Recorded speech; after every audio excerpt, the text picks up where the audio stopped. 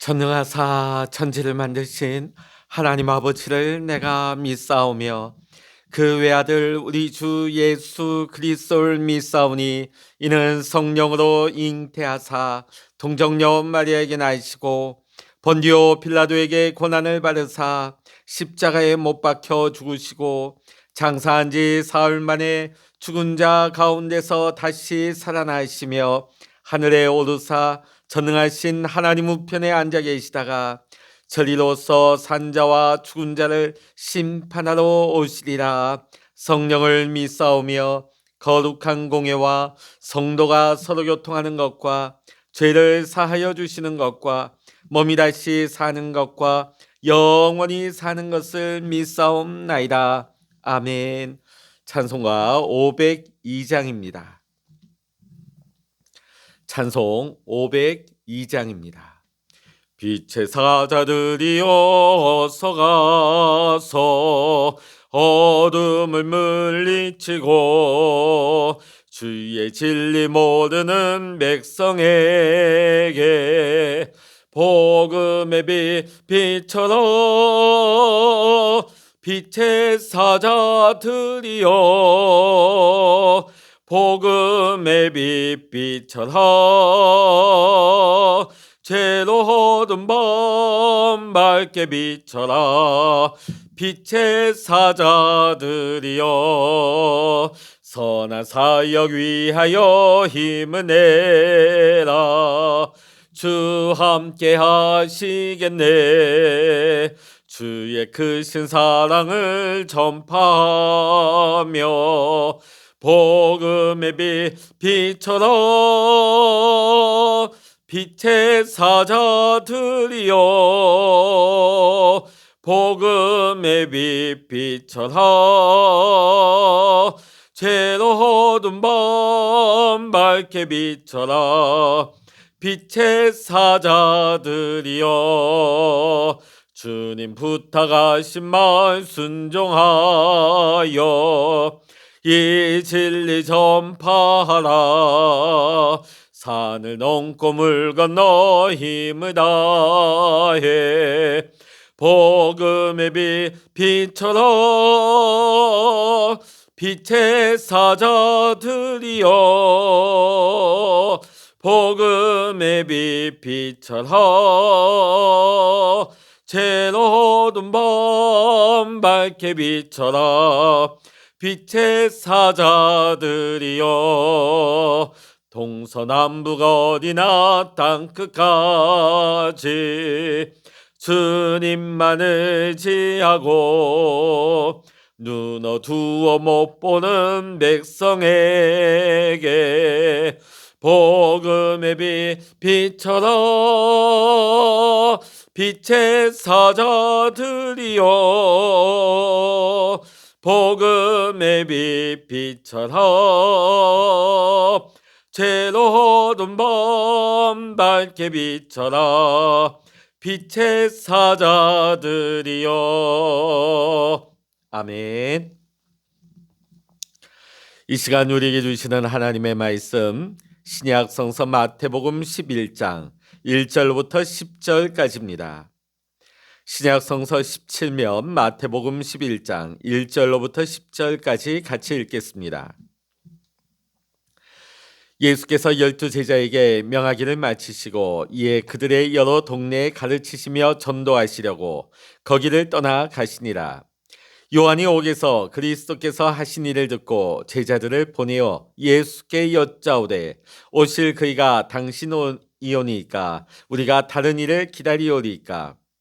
예수께서 대답하여 이르시되 너희가 가서 듣고 보는 것을 요한에게 알리되 맹인이 보며 못 걷는 사람이 걸으며 나병 환자가 깨끗함을 받으며 못 듣는 자가 들으며 죽은 자가 살아나며 가난한 자에게 복음이 전파된다 하라.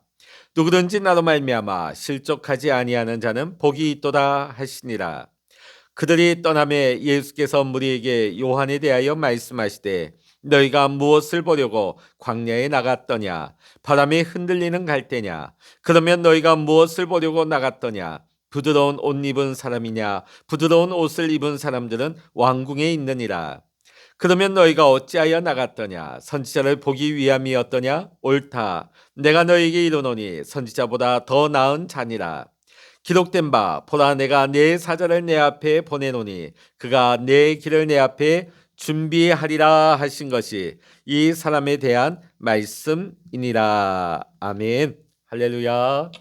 오늘도 함께 기도하시는 우리 사랑하는 모든 믿음의 성도 여러분에게 여러분의 가정과 여러분의 생업의 현장 위에 또 여러분의 기도 위에 오늘도 응답의 축복 하나님의 은혜와 평강이 함께 하시기를 이 시간 주의 이름으로 간절히 축원합니다. 옛날 두메 산골에서 농사일만 하던 어린 소녀가 서울로 상경해서 부잣집에 식모로 들어갔다고 합니다. 자, 이 소녀는 굉장히 성실하게 열심히 일을 했습니다. 그런데 첫날부터 마당에 가득한 풀을 보고 걱정이 태산이었습니다. 3일째 되던 날 주인이 외출하고 집에 아무도 없을 때에 드디어 이 소녀는 결심을 합니다.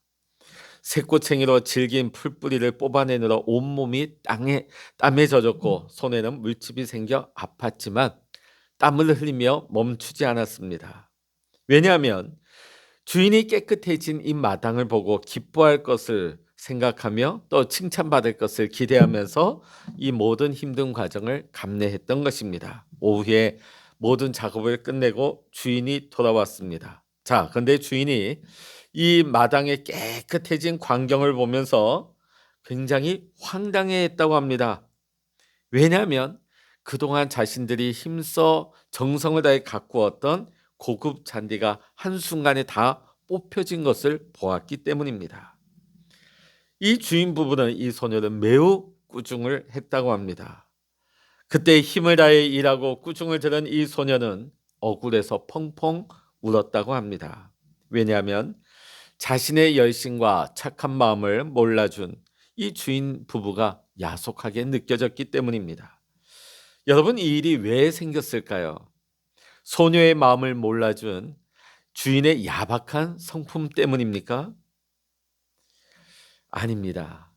잔디가 뭔지 몰라 생긴 이 무지의 결과인 것이죠. 아무리 열심을 다하고 정성을 다했다 할지라도 주인의 뜻을 모른 채 내가 하는 일에 대해서 제대로 알지 못하는 그 열심과 그 열성은 모두를 힘들게 할 뿐인 것입니다. 이는 우리의 신앙도 마찬가지입니다.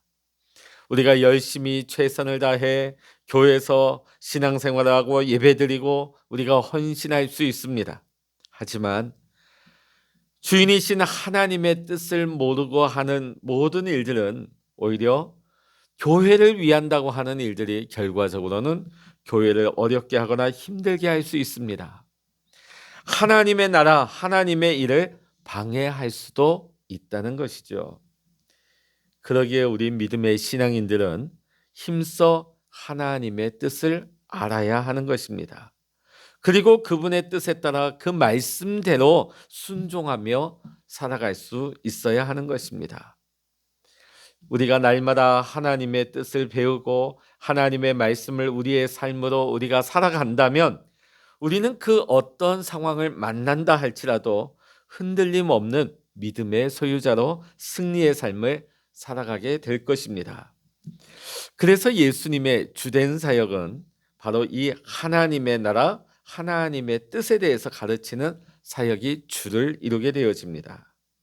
그래서 하나님의 나라, 하나님의 말씀이 이 복음에 대해서 예수님은 어느 곳을 가든지 간에 가르치셨습니다. 그리고 가르치신 그 말씀을 예수님 본인이 힘써 살아내셨습니다. 특별히 우리가 앞서 보았던 마태복음 5장부터 7장까지는 상상수훈을 통해서 하나님 나라의 백성의 삶이 어떠해야 되는 것인지를 우리에게 가르쳐 주셨습니다. 또 마태복음 8장부터 9장까지는 그 선포하신 말씀대로 병든 자들과 약한 자들을 기꺼이 섬기면서 고쳐 주셨습니다. 왜냐하면 예수님은 이 모든 것이 하나님의 뜻임을 온전히 알고 계셨기 때문입니다. 자, 그런데 오늘 우리가 11장 1절부터 10절까지의 말씀을 보면 예수님의 이러한 뜻을 오해한 의외의 인물이 등장하고 있습니다. 그 이름은 바로 우리가 잘 아는 세례 요한입니다. 세례 요한은 예수님에 대해서 오해했습니다. 당시 이스라엘 백성들처럼 예수님을 정치적인 메시아로, 이스라엘의 이 현 상황을 회복시켜 줄 수 있는 분으로, 다윗 왕궁의 영광을 다시금 재현할 수 있는 예수님으로 생각하고 있었기 때문입니다. 자, 그런데 지금 예수님의 사역을 보니까 본인이 생각한 것과는 전혀 다릅니다. 대중들을 이끌어서 대중을 선동해서 로마의 식민지에서 해방시키기보다는 오히려 대중들의 그 따름을 피한 채 홀로 산에 올라가 기도하십니다. 그리고 제자들 주변에 모여든 자들은 이 사회를 이끌 수 있는 리더들은 없고 사회의 밑바닥 계층의 사람들입니다. 심지어는 그 중에 세리들도 있습니다. 특별히 세례 요한은 지금 자신이 감옥에 갇혀 있어요. 빨리 이 폭군 헤롯을 몰아내고 이 땅 가운데 악인들이 하나님의 심판이 내려지기를 이 세례 요한은 학수고대하고 있었을 것입니다. 하나님의 공의의 심판, 하나님 나라의 회복. 자, 그런데 여전히 이런 기미가 보이지 않고 여전히 자신은 감옥에서 갇혀 지내고 있습니다. 세례 요한은 자신의 이러한 모습을 보면서 내가 주님 오실 길을 잘못 준비한 것은 아닌가? 지금 내 눈앞에 있는 이 예수가 진정한 메시아가 맞는가? 자, 그래서 세례 요한은 자신의 제자를 예수님께 보내서 이런 질문을 하고 있습니다. 2절과 3절입니다. 요한이 옥에서 그리스도께서 하신 일을 듣고 제자들을 보내어 예수께 여짜오되 오실 그이가 당신이오니까 우리가 다른 일을 기다리오리까? 사실 우리도 이런 상황에 처할 때가 있습니다. 우리가 세례 요한처럼 열심히 신앙생활을 하고 예수님을 위해 열심히 헌신을 다합니다. 자, 그런데 예기치 않은 우리의 삶의 고난과 문제에 직면을 합니다. 자, 그러면 그동안 내가 알고 있던 예수님에 대해서 심각한 질문이 생기게 되죠. 당신이 정말 예수님 맞으십니까? 정말 예수님은 선하신 분이십니까? 혹시 이 아침 기도하는 여러분 가운데 이런 질문이 있지는 않습니까? 그렇다면 우리는 다시금 예수님에 대해서 재발견하고 예수님을 다시 알아야 합니다. 우리는 말씀에 대해 배우고 확신한 일에 거해야 하는 것입니다. 4절과 6절의 말씀을 통해서 예수님께서 이 질문에 대답을 하십니다. 예수께서 대답하여 이르시되 너희가 가서 듣고 보는 것을 요한에게 알리되 맹인이 보며 못 걷는 사람이 걸으며 나병 환자가 깨끗함을 받으며 못 듣는 자가 들으며 죽은 자가 살아나며 가난한 자에게 복음이 전파된다 하라. 누구든지 나로 말미암아 실족하지 아니하는 자는 복이 있도다 하시니라. 아멘. 자, 지금 예수님께서는 메시아의 사역에 대해 이사야 61장 1절로부터 3절의 말씀에 예언되어진 말씀을 성취하신 메시아, 본인이 메시아됨을 선언하고 계시는 것입니다. 그러면서 예수님은 누구든지 나로 말미암아 실족하지 아니하는 자는 복이 있도다 선언을 하십니다. 자, 오늘 이 말씀이 뭡니까? 세례 요한이 생각하는 메시아가 악인에 대한 즉각적인 공의의 심판 또는 세상의 정치적인 회복을 즉시로 이루어지지 않는다 할지라도 성경에 예언되신 대로 예수님이 메시아 되심을 믿을 때에 우리는 하나님의 구원을 얻게 되는 것입니다. 사랑하는 성도 여러분, 여러분은 어떤 메시아를 꿈꾸고 계십니까? 죄악이 흘러넘치는, 죄악이 판치는 이 세상에 하나님의 공의의 심판이 속히 이루어지기를 여러분은 학수고대하고 계십니까? 아니면 가난한 내 살림에 하나님께서 복을 주셔서 갑부가 되게 하시는, 내 살림을 확 펴주시는 그런 메시아를 여러분은 기대하고 계십니까? 아니면 오랜 질병으로 고통당하고 있는 나와 내 주변 사람들이 하나님의 기적으로 어서속히 이 병에서 낫기를 바라는 치료의 메시아를 기다리고 계십니까? 그런데 혹시나 내가 바라는 대로 이루어지지 않는다면 그 예수님은 더 이상 메시아가 아닙니까? 결코 그렇지 않습니다. 예수님은 우리의 유일한 구원자요 메시아이십니다. 단지 우리의 무지가 낳은 결과일 뿐입니다. 그럼 우리는 날마다 매일 하나님을 힘써 알아야 합니다. 예수님이 이 땅에 오셔서 가르치신 메시지를 단 하나로 요약한다면 그것은 하나님 나라입니다. 자, 이 하나님의 나라는 무엇일까요? 자, 다른 말로 말한다면 천국은 무엇일까요? 죽은 이후에 가는 나라. 이 땅에 슬픔도 고통도 없는 나라가 하나님 나라 천국일까요? 물론 그렇습니다만 그게 전부는 아닙니다. 하나님의 나라는 이미 예수 그리스도가 이 땅에 오심으로 말미암아 이 땅에 실현되었습니다. 즉 하나님의 나라는 내가 주인 되어 내 힘과 내 노력으로 살아온 나의 모든 것들을 내가 부인하는 데서부터 하나님의 나라는 시작되는 것입니다. 내 자신을 부인하는 것은 내 힘으로 할 수 없습니다. 오로지 십자가에 죽으신 예수님의 공로로만 가능한 것입니다. 이 예수님을 우리가 믿을 때에 우리는 하나님의 나라가 이미 우리 가운데 있는 것을 우리는 보게 될 것입니다.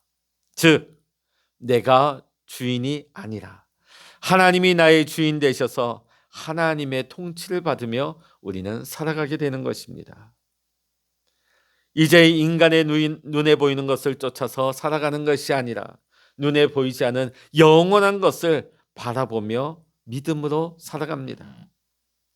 세상의 상식, 세상의 논리, 세상에 듣기 좋은 소리에 귀를 기울이며 살아가는 것이 아니라 변함없으신 불변하시는 하나님의 말씀에 귀를 기울이며 살아가는 것입니다. 오늘 교회가 위기라고 합니다. 특별히 한국교회 큰 위기라고 말들을 하죠. 그 위기가 어디에서 왔을까요? 사람들이 이렇게 말합니다. 코로나 때문에 사람들이 많이 교회에서 떠나서 교회가 위기라고. 그러나 저는 그것이 위기라고 보지 않습니다.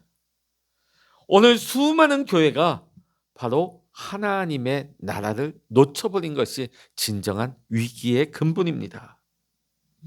우리 한국교회 가운데 장로교를 중심으로 한 보수적인 교단들은 삶의 행위, 즉 성화는 약화되고 믿음만을 강조했습니다. 일상의 삶 속에서 하나님의 통치가 이루어지는 삶이 아니라 교회에서 충성하고 봉사하고 개인의 경건주의만 부각시켰습니다. 반대로 우리 한국교회 진보교단, 우리 교단을 위시한 진보교단들은 어떨까요?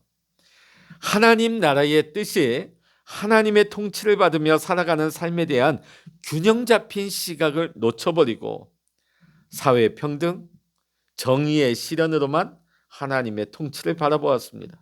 그러다 보니까 옛날 군사정부 시절에는 열심히 데모의 현장에 쫓아다녔습니다. 정의를 외치며 또 소수와 약자들을 위해 헌신해 왔습니다. 그러나 정작 진보 교단 가운데 십자가의 복음은 약화되고 말았습니다. 보수 교단이든 진보 교단이든 모두 다 하나님 나라에 대해서 무지했습니다. 하나님 나라에 대한 무지의 결과가 오늘날 한국교회의 위기를 자초했다는 것입니다. 사랑하는 성도 여러분, 그래서 이 새벽이 중요한 것입니다. 우리가 하나님의 복음을 믿으며 하나님의 나라, 하나님의 통치, 하나님의 주인 되심을 날마다 우리는 믿으면서 오늘 하루도 우리의 일상의 삶 속에서 우리가 말씀에 순종하며 살아갈 능력을 받는 시간이 언제입니까? 바로 이 시간이죠. 이 새벽 첫 시간입니다. 세상에 보이는 것, 세상에 들리는 소리들, 세상의 논리와 세상의 상식으로 가득 찬 우리의 생각을 다 비워내고 하나님의 시선과 하나님의 음성, 하나님의 말씀으로 가득 채워서 오늘 하루 내게 허락된 내 일상의 삶 속에서 하나님의 다스림, 하나님의 통치를 받으면서 살아갈 준비와 힘을 받는 시간이 바로 이 새벽 첫 시간, 새벽 기도의 시간입니다. 그러므로 사랑하는 성도 여러분, 매일 이 시간 여러분이 하나님을 알되 힘써 알아가기를 주의 이름으로 간절히 축복합니다. 비록 내가 정해놓은 메시아상과 다르게 내 인생이 고달프고 힘든 인생이라 할지라도 오늘 세례 요한처럼 오실 그이가 당신이 오니까 라고 질문하는 것이 아니라 우리가 예수님을 힘써라, 예수님을 온전히 알아가기에 우리가 어떤 상황과 어떤 현실, 어떤 환경에 처한다 할지라도 나는 하나님 때문에 기쁩니다. 그리 아니하실지라도 나는 구원의 하나님으로 인하여 기뻐하며 감사합니다. 이 진정한 신앙의 고백이 오늘 하루를 살아가는 우리 일상의 삶 속에서 매일매일 체험되어지고 고백될 수 있는 우리 모든 믿음의 성도님들의 삶이 되시기를 이 시간 주의 이름으로 간절히 축복합니다. 기도하겠습니다. 할렐루야. 하나님 아버지, 때로는 내 뜻대로 되지 않고 내가 생각한 대로 이루어지지 않는다 할지라도 우리가 예수 그리스도를 믿음으로 바라보며 신뢰함으로 나아갈 때, 우리가 하나님을 힘써 알아갈 때에 하나님, 우리가 어떤 상황과 현실 가운데서도 우리가 흔들리지 아니하게 하시고 오히려 그 가운데서도 하나님을 기뻐하며 하나님께 감사하며 오히려 믿음으로 살아갈 수 있는 우리의 신앙이 될 수 있도록 주여 인도하여 주시옵소서. 하나님, 오늘도 내 뜻을 구하며 살아가는 것이 아니라 오늘도 내 삶 속에서 하나님의 다스림과 하나님의 통치, 하나님의 나라와 하나님의 뜻이 이루어질 수 있도록 오늘 이 아침 기도하며 하나님이 주시는 힘과 능력을 힘입어서 하나님의 뜻이 내 삶 가운데 이루어질 수 있도록 오늘도 믿음으로 살아갈 수 있는 우리 모두의 삶이 될 수 있도록 주여 인도하시고 축복하여 주시옵소서. 모든 감사와 영광을 우리 주님께 올려드리며 우리 주 예수 그리스도의 이름으로 간절히 기도하옵나이다. 아멘. 찬양하라 내 영혼아, 찬양하라 내 영혼아, 내 속에 있는 것들아 다 찬양하라. 기도하라 내 영혼아, 기도하라 내 영혼아, 내 속에 있는 것들아 다 기도하라. 주여 일창으로 합심하여 기도하십니다. 주여